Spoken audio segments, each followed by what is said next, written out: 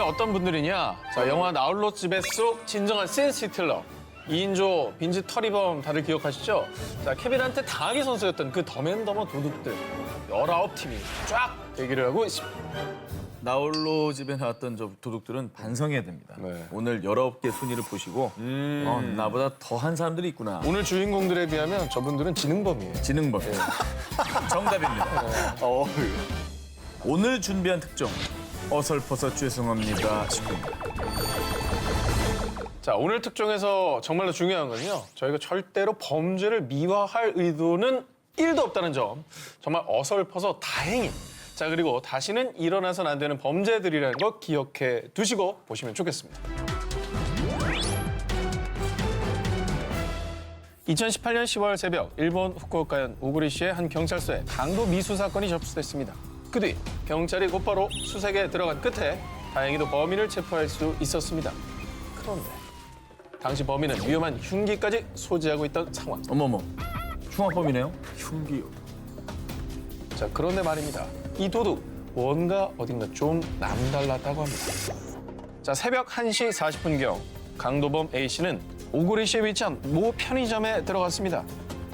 아, 네, 어서 오세요. 자, 그런데 강도범 A씨, 흉기를 꺼내 협박을 하지 않고 점주 곁으로 다가가 안녕하세요. 제가 도둑인데요. 혹시 편의점을 좀 털어도 될까요? 이 뭐예요? 도둑질해도 되냐고 물어보는 거예요, 지금? 한편 이 황당한 질문을 받은 편의점의 점주는요. 아니요? 당연히 안 됩니다. 그렇군요. 그럼 실례했습니다. 이거 무슨 뭐 저기 시트콤의 한 장면 같기도 하고 실제 상황 같지가 않아요. 네, 뭐 저런 강도가 있냐 싶죠. 그리고 강도범을 어떻게 하다 보니 내쫓기는 했지만 점주는 혹시 모를 불상사에 대비해 곧바로 경찰에 신고를 했고요. 얼마 못 간 강도범은 편의점 인근에서 체포가 됐다고 합니다. 그런데 끝까지 황당했던 게요. 자, 방금 이 편의점에서 잘못한 거 있으시죠? 신분증 좀 주시죠. 아, 네. 제가 그러려고 했습니다. 아니 뭐 거짓말하면 안 되는 무슨 마법 걸린 사람 아니에요? 그러게. 경찰 조사 결과 이 어설픈 강도는 편의점 근처에 사는 35살의 무직남 코조노의 료로 밝혀졌는데 이 사건이 뉴스 매체를 통해 전해지자 교도소에 들어가고 싶어서 일부러 저지른 거 아닐까? 아무리 공손해도 강도는 강도다라며 역시나 황당한 반응을 보였다고 합니다. 제가 다시 한번 여러분께 말씀드리겠습니다. 앞으로도 강도질은 절대 허락을 맡아도 벌어져서도 안 됩니다. 아시겠죠? 피해자를 신고한 도둑들. 2008년 8월 영국의 한 경찰서에 걸려온 전화. 저희가 노트북을 훔쳤는데요. 네, 여기도 자수인가요? 아까 걔 아니에요? 경찰마저 황당하게 만든 도둑들의 자수. 대체 이게 무슨 상황일까요? 38살 남성과 20살 여성으로 이뤄진 2인조 도둑. 이들은 영국 북요크셔에 있는 한 빈집을 털었습니다. 범행은 아주 성공적이었습니다. 그 뒤 아지트에서 훔친 물건을 확인하던 중 한 노트북을 열어봤는데 세상에 이게 다 뭐야? 어머, 이 인간의 탈을 쓴 쓰레기들. 그 노트북에 대체 무엇이 있었느냐? 아동 포르노 사진 10여 장에 무려 60개가 넘는 동영상까지 아주 무더기로 저장돼 있었던 겁니다. 이게 이제 자기가 털었던 그 집의 주인이 갖고 있었던 파일인 거죠? 그렇죠. 노트북 주인도 잘못을 했네요. 네, 좀 끔찍한 사실이네요. 우리나라도 마찬가지지만 영국에서는 특히 아동 음란물 처벌에 엄격합니다.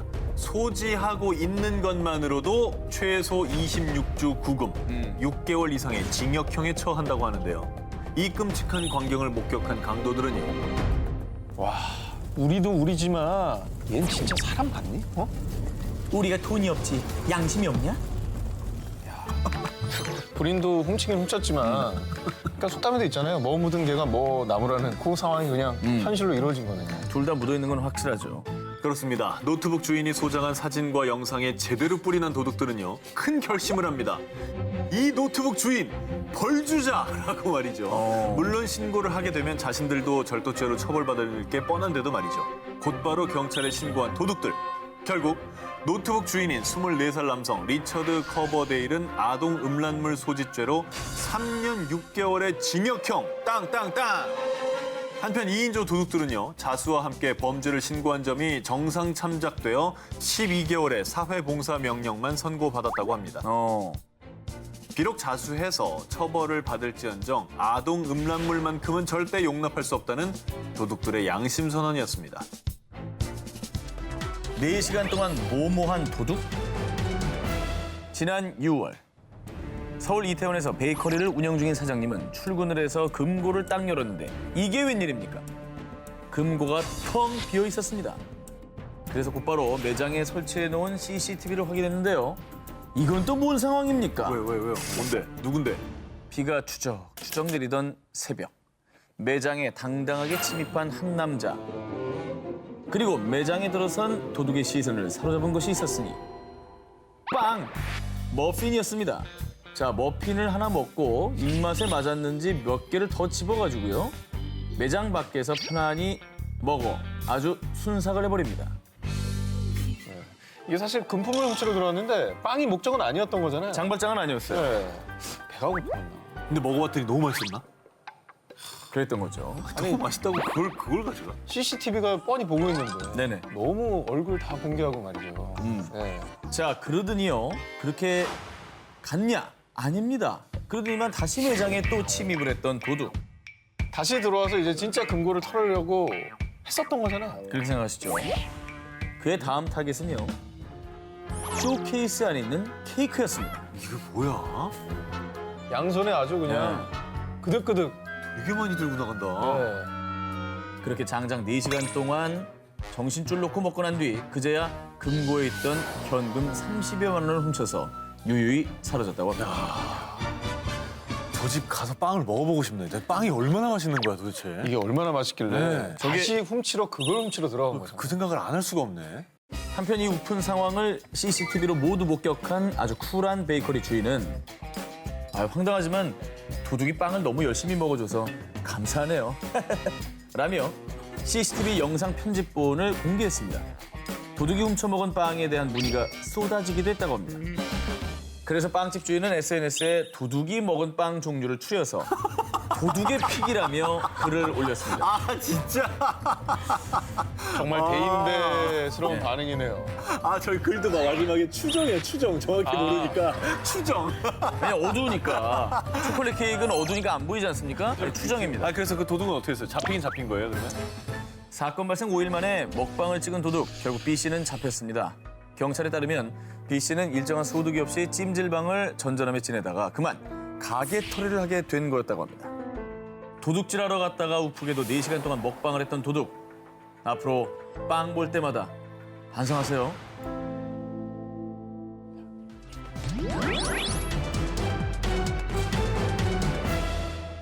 (2012년 12월) 어느 늦은 밤 브라질 고이아스주에 위치한 세레스 감옥. 죄수 라파엘은 같은 방 동료 재소자들과 함께 은밀히 무언가를 계획 중이었습니다. 밤 11시가 교도관들 교대 시간이니까 그때가 좋겠어. 서쪽 담장 밖 CCTV가 고장났다더군. 거기로 나가자. 차가 대기하고 있을 거야. 몇 달 전부터 치밀하게 탈옥을 계획했던 재소자들. 교도관들의 교대 시간, 교도소 내부 구조, 도주 경로 등을 상세하게 파악하고요. 매일 밤 교도관들의 눈을 피해 은밀히 탈주로를 만들었습니다. 수용실 내 세면대 배수관으로 벽에 구멍을 뚫은 것이죠. 이게 뭐 스로싱크 탈출인가요? 그렇죠. 완전 영화네. 만발의 준비를 마친 이들은 12월 5일 탈옥 D-Day가 되자 드디어 작전 시행. 첫 번째 동료가 먼저 구멍을 빠져나갔습니다. 그리고 다음 죄수 라파엘의 차례. 그런데 아우! 야, 이게 왜 이렇게 좁니? 이봐, 브로. 나 좀 꺼내줘. 브로. 요즘 타코를 그렇게 먹더니. 아유, 일단 나 먼저 간다. 탈옥을 위해 아주 만발의 준비를 다했는데 죄수 라파엘이 간과한 딱 한 가지. 바로 체중이었습니다. 와, 아팠겠다. 나는 웃을 수밖에 없다, 이거. 야심차게 프리즌 브레이크를 꿈꿨지만 뱃살, 이 죽일 놈의 뱃살 때문에 결국 대실패. 그리고 다음날 새벽 구멍에 낀 죄수 라파엘이 괴로워하며 엉엉 우는 소리를 들었던 교도관들. 저기 왼쪽 분 진짜 웃고 있어. 웃고 있잖아. 그리고 왼쪽 분은 웃음을 참고 있고요. 오른쪽 분은 그냥 웃어버렸어요. 결국 소방관까지 출동해 벽을 부수고 나서야 구출이 됐는데요. 벽도 살살 부수라고 했을 거 아니야. 아, 살살 부숴, 살살. 정말 역대급 한심함입니다. 네. 저러려면 차라리 그 벽을 뚫지 말았어야죠. 죄 지으면 벽을 받아야 됩니다. 고통과 비웃음으로 끝난 현실판 프리즌 브레이크였습니다.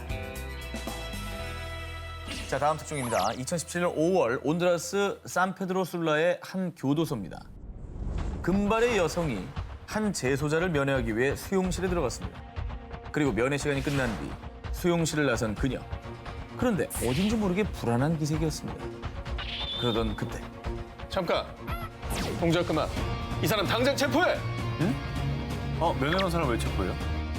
면회를 온 금발 여성의 정체는 알고 보니 온두라스 지역 갱단의 두목 프란시스코 아구에타. 그는 살인과 불법 무기 소지 혐의로 2015년부터 이 교도소에서 복역 중인 재소자였습니다. 면회 간 사람이라면서요. 재소자가 아니라. 자, 어떻게 된 일인지 설명해 드립니다. 온두라스 교도소는 감옥 안에서도 면회가 가능한데요. 두목 아구에타는 면회 온 여성, 그러니까 한패였던 거죠. 그 여성에게 신분증과 여장에 필요한 물건을 건네받은 뒤 금발 웨이브 가발에 여성스러운 투피스를 입고 핑크색 매니큐어까지 칠한 뒤 완벽하게 여장을 하고 아주 앙큼한 탈옥 계획을 세웠던 겁니다. 정말 어설프다. 너무 어설프다, 저거. 아니 너무 본인이잖아요, 저거. 누가 봐도 남자, 완전 남자죠. 거기에다 하이힐을 신고 뒤뚱뒤뚱 걷자 교도관들이 딱 수상하게 본 것이죠. 그리고 결정적인 실수. 교도관이 이름을 묻자. 전 면회객인데 무슨 일이시죠? 남자 목소리로요? 네, 음성 변조 안 했어요? 안 했어요. 헐. 이후 이 사건은 여장남자 교도소 탈출 시도로 대대적으로 보도가 됐습니다. 앙큼한 여장남자 탈옥범. 이후에 어떻게 됐느냐? 두목 아구에타는 형량도 추가됩니다. 추가죠. 그리고 온두라스에서도 가장 삼엄하기로 소문난 산타바바라의 교도소로 이감됐다고 합니다. 아유, 이제는 뭐 탈출은 언감생심 꿈에도 못 꾸게 됐네요. 그렇죠. 영화 같은 탈옥을 꿈꾼 범죄자들, 현실에선 응당한 처벌이 기다리고 있다는 사실 잊지 않길 바랍니다. 모모에게 참교육 당한 도둑. 2018년 10월 멕시코 버스 정류장에 서 있던 한 남자가 멕시코 시티행 버스가 도착하자 조용히 버스에 올라탔는데요. 그런데 그는 버스에 타자마자 다 움직이지 마. 움직이면 쏜다. 자, 갑작스러운 대안에 등장해 버스 안은 아수라장 그 자체. 그 틈에 강도범은 승객들에게 총을 겨누 돈을 갈취했습니다. 그럼 버스 뒷좌석에서 이 모든 광경을 지켜보던 한 중년 여성. 중년 여성? 그리고 말없이 신고 있던 슬리퍼를 벗어들고 한 손에 꼭 쥔 채 남자를 맹렬히 노려보며 그대로 돌진! 그러더니 강도의 머리를 사정없이 내려치기 시작했습니다. 와. 당황한 남자는 크게 화를 내며 그녀에게 총을 겨눴습니다. 그런데 여성의 얼굴을 확인하자마자 얼음이 돼버린 남자. 엄마.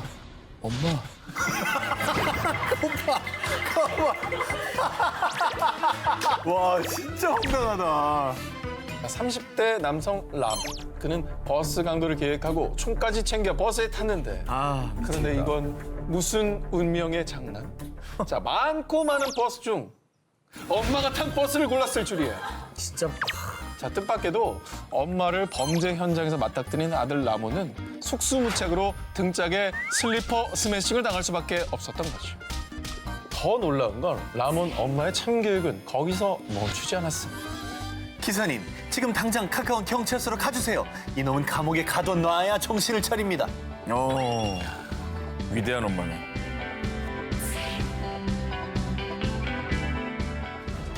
감옥보다 무서운 모모모. 펴오. 3년 만에 검거 성공. 중국을 발칵 뒤집어 놓은 범죄자 펴오가 2015년 3년간의 도피 생활을 청산하고 자수를 결정해 큰 화제가 됐는데요.